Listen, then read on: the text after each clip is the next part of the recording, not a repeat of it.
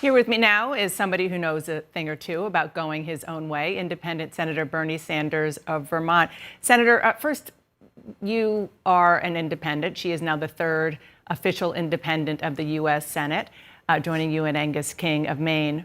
What do you think of her decision and also what you just heard in her interview with Jake?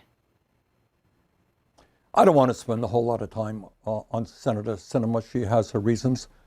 Donna, I happen to suspect that it's probably a lot to do with politics back in Arizona. I think the Democrats there are not all that enthusiastic about somebody who helps sabotage some of the most important legislation that protects the interests of working families and voting rights and so forth. So I think it really has to do with her political aspirations for the future in Arizona. But for us, I think nothing much has changed in terms of the functioning of the U.S. Senate.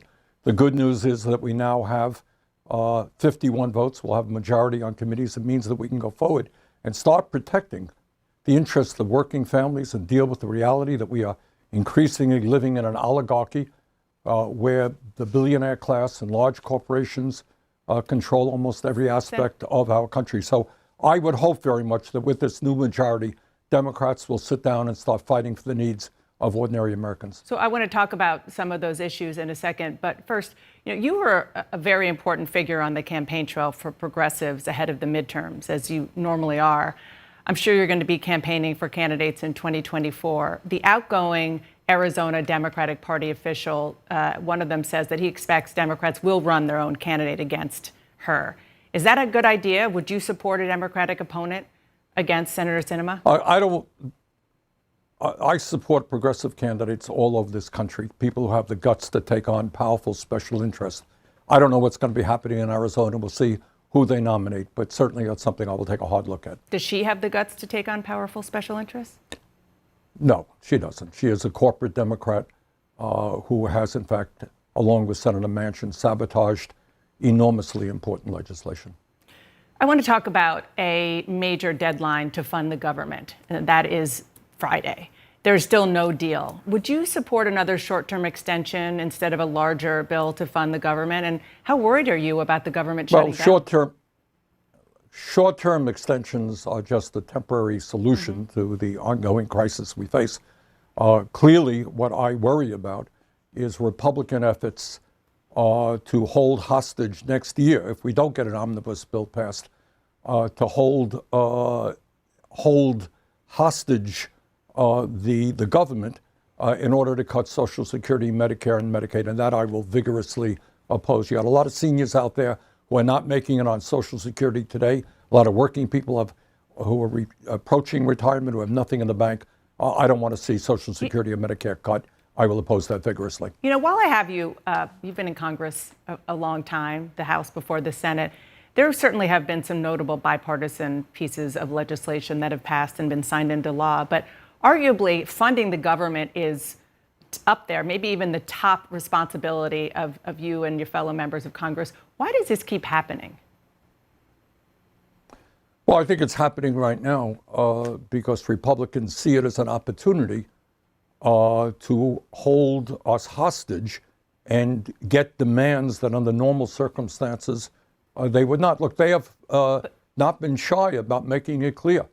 They want to cut Social Security, they want to cut Medicare, they want to cut Medicaid. And what they're saying is, hey, we are prepared to allow the United States government to default on our payments, bring the entire world perhaps into an economic crisis, Senator, unless you give us what you want. I hear what you're saying about the differences right now, but over the past many years, Democrats and Republicans in charge, funding the government has just not happened, and we've been at this crisis point at the end of the year so many times. But I want to move on to a couple more issues that I know that you care about. One is the record-breaking $858 billion defense funding bill. The House passed that this week. The Senate is going to vote on it. You voted against the NDAA, the defense bill, last time around. Will you do so again? Yes, I think I will. Look, we have 85 million Americans who have no health insurance. We have 600,000 people who are homeless. We have a dysfunctional healthcare system dysfunctional child care system where working parents are paying $15,000 a year on average for child care. We have got to start protecting the needs of working families. The Pentagon is the one major agency of government which has never been independently audited. There is massive waste and fraud and cost overruns within that agency. So I think we can have the strong defense that we need without spending the huge amount of money that we're currently spending on the military. I want to ask. But I would tell you, Dana, I look forward very much to becoming chairman of the Health Education Labor Committee, and I want to tell you that in that job, I intend to do everything I can to lower the outrageously high cost of prescription drugs in this country, and we're going to take on the pharmaceutical industry. We're going to take on the insurance industry and try to end the situation where we are the only major country on earth that doesn't guarantee health care to all people. I remain very concerned, as I said, about child care. I believe that child care in this country should not only be affordable, it should be universal. We got to deal with student debt. There are enormous crises facing working families, and I hope that the United States Congress, perhaps in some instances in a bipartisan way, will have the courage to take on the billionaire class who are doing phenomenally well. Corporations enjoying record-breaking profits while working people fall further and further behind. So to my mind, the issue is, will we stand with working families, take on big money? And that's what I hope to do in the next session. Before I let you go, I want to ask about Iowa and New Hampshire. You're familiar with those states. You've been there many, many times in your presidential runs. They've always, at least in recent history, gone first in the primary calendar.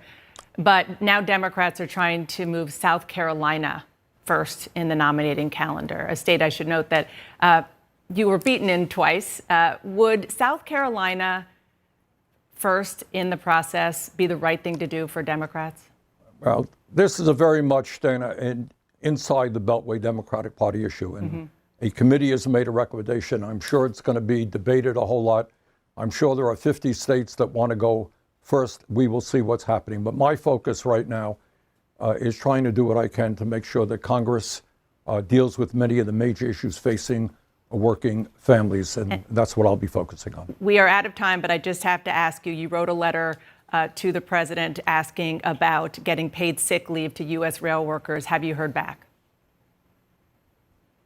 Not yet, but that is, look, here's another, when you talk about corporate greed, the rail industry is a perfect manifestation of that, making huge profits, not giving their workers 1 day of guaranteed paid sick time. That is an outrage. That is an issue we're going to deal with. Thank you, and we'll keep tabs on whether you hear back from the White House. Senator, thank you so much. Appreciate your time this morning. Thank you.